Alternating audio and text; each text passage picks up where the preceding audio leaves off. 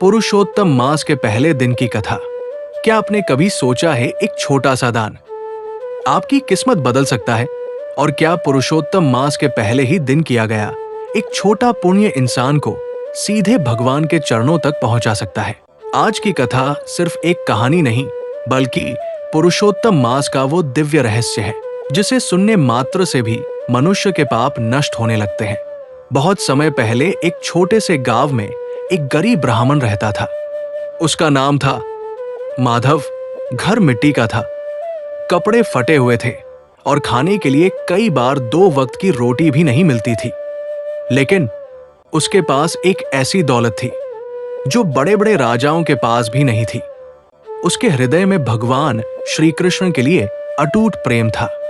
हर सुबह सूरज निकलने से पहले वो नदी पर जाता, स्नान करता और फिर तुलसी के सामने दीपक जलाकर कहता, माधव, हे प्रभु, मेरे पास आपको देने के लिए कुछ नहीं, बस ये सच्चा मन है, इसे स्वीकार कर लीजिए। गांव वाले उसका मजाक उड़ाते थे। कोई कहता, अरे माधव, भगवान भक्ति से नहीं धन से खुश होते हैं। तो कोई हंसकर कहता, इतनी पूजा करता है फिर भी गरीब ही है। लेकिन माधव कभी दुखी नहीं होता। वो सिर्फ मुस्कुराकर कहता, भगवान देर करते हैं, अंधेर नहीं। पुरुषोत्तम मास का आगमन। एक दिन गांव के मंदिर में बहुत भीड़ लगी थी। पंडित जी ऊंची आवाज में घोषणा कर रहे थे, पंडित सुनो गांव वालों, कल से पुरुषोत्तम मास शुरू हो रहा है। ये महीना स्वयं भगवान श्री कृष्ण का प्रिय मास है। जो भी इस महीने में दान, व्रत, कथा और भगवान का नाम लेता है, उसके जन्मों के पाप समाप्त हो जाते हैं। पूरा गांव खुश हो गया। सबने बड़े बड़े दान और पूजा की तैयारी शुरू कर दी। लेकिन माधव उदास होकर घर लौट आया।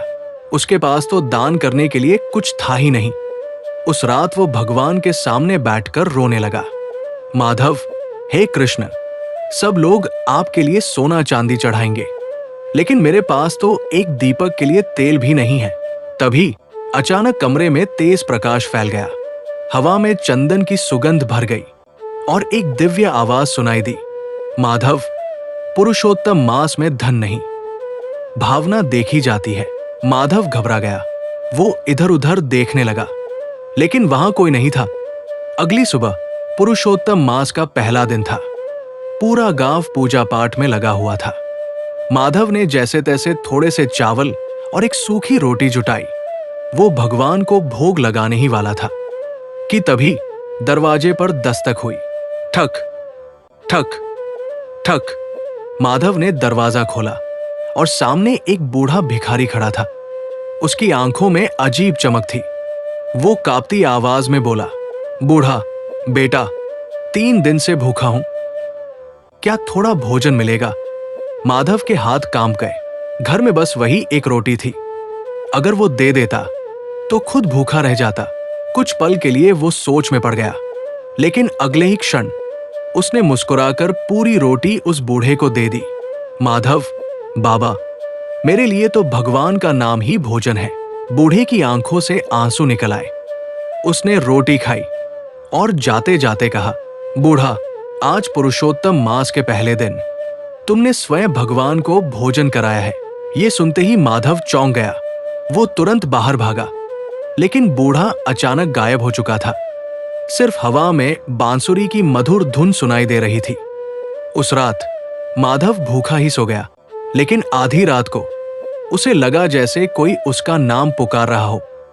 माधव, उसने आंखें खोली तो देखा पूरा कमरा सुनहरी रोशनी से चमक रहा था और उसके सामने स्वयं भगवान श्री कृष्ण खड़े थे, पीतांबर धारण किए, हाथ में बांसुरी, चेहरे पर दिव्य मुस्कान।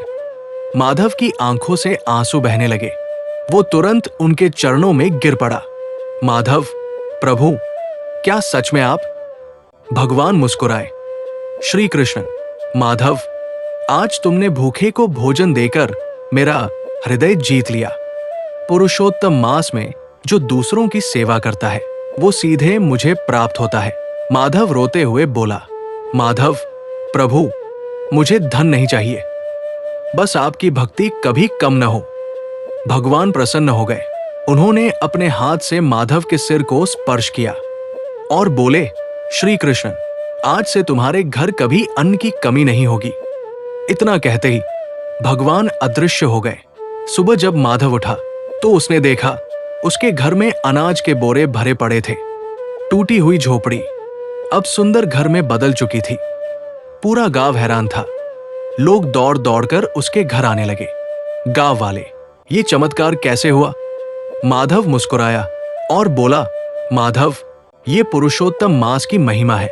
जो इस महीने में सच्चे मन से सेवा करता है, भगवान स्वयं उसकी रक्षा करते हैं। धीरे धीरे पूरे गांव के लोगों का हृदय बदल गया। जो लोग पहले उसका मजाक उड़ाते थे, अब वही लोग भगवान का नाम लेने लगे। सबसे बड़ा रहस्य, कुछ दिनों बाद गांव के मंदिर में एक संत आए। उन्होंने माधव को देखकर कहा, संत, क्या तुम जानते हो उस दिन तुम्हारे घर कौन आया था? माधव बोला, एक बूढ़ा भिखारी। संत मुस्कुराए, संत, नहीं माधव, वो स्वयं पुरुषोत्तम भगवान श्री कृष्ण थे, जो हर पुरुषोत्तम मास में पृथ्वी पर आते हैं और देखते हैं कि कौन इंसान बिना स्वार्थ के दूसरों की मदद करता है। ये सुनते ही पूरा गांव भावुक हो गया। सबकी आंखों से आंसू बहने लगे। दोस्तों, पुरुषोत्तम मास सिर्फ व्रत रखने का महीना नहीं है, ये अपने अंदर छिपे अहंकार को मिटाने का महीना है। क्योंकि भगवान को बड़े मंदिर नहीं, बल्कि सच्चा दिल चाहिए। हो सकता है आपके दरवाजे पर आने वाला कोई भूखा इंसान स्वयं भगवान की परीक्षा हो। अगर आप भी पुरुषोत्तम मास में भगवान श्री कृष्ण का आशीर्वाद पाना चाहते हैं, तो रोज कम से कम एक अच्छे काम का संकल्प जरूर लें। हरे कृष्ण कृष्ण कृष्ण हरे हरे, हरे राम राम राम हरे हरे।